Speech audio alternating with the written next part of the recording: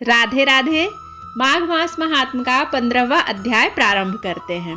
दत्तात्रेय जी कहने लगे कि हे राजन, प्रजापति ने पापों के नाश के लिए प्रयाग तीर्थ की रचना की है।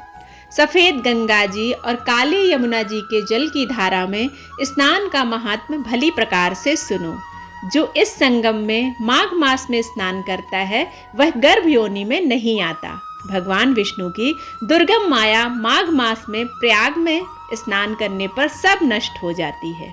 माघ मास में प्रयाग में स्नान करने से मनुष्य अच्छे भोगों को भोगकर ब्रह्मा को प्राप्त करता है। माघ मास तथा मकर के सूर्य में जो प्रयाग में स्नान करता है उसके पुण्यों की गिनती चित्रगुप्त भी नहीं कर सकते। 100 वर्ष तक निराहार रहकर जो पुण्य प्राप्त होता है वही फल माघ मास में 3 दिन प्रयाग में स्नान करने से प्राप्त होता है। जो फल 100 वर्ष तक योगाभ्यास करने से मिलता है वही फल इस माघ मास में स्नान करने से प्राप्त होता है। जैसे सर्प पुरानी कैंचुली को छोड़कर नया रूप ग्रहण कर लेता है, वैसे ही माघ मास में स्नान करने से मनुष्य पापों को छोड़कर स्वर्ग को प्राप्त करता है। परंतु गंगा यमुना के संगम में स्नान करने से हजारों गुना फल प्राप्त होता है।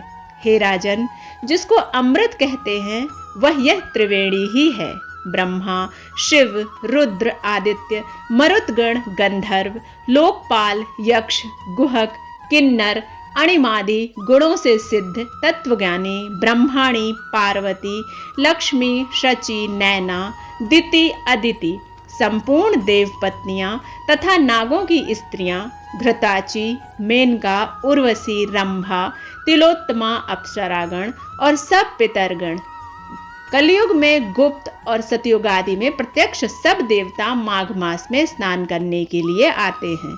इन दिनों माघ मास में प्रयाग में स्नान करने से जो फल मिलता है वह ईश्वर ही कह सकता है। मनुष्य में यह कहने की शक्ति ही नहीं है।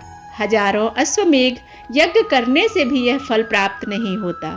पूर्व समय में कांचन मालिनी ने इस स्नान का फल राक्षस को दिया था और यह फल प्राप्त होने पर उस पापी को मुक्ति प्राप्त हो गई थी। इस प्रकार से दत्तात्रेय जी ने माघ मास में स्नान करने की सारी कथा राजन से सुनाई। अब हम 16वें अध्याय की ओर प्रस्थान करते हैं। अगर आपको यह वीडियो अच्छा लगता है तो आप इसे लाइक करें, शेयर करें और सब्सक्राइब करना बिल्कुल ना भूलें, क्योंकि आपके एक सब्सक्रिप्शन से मेरा मोटिवेशन बढ़ता है। मिलते हैं अगले वीडियो में, तब तक के लिए राधे राधे।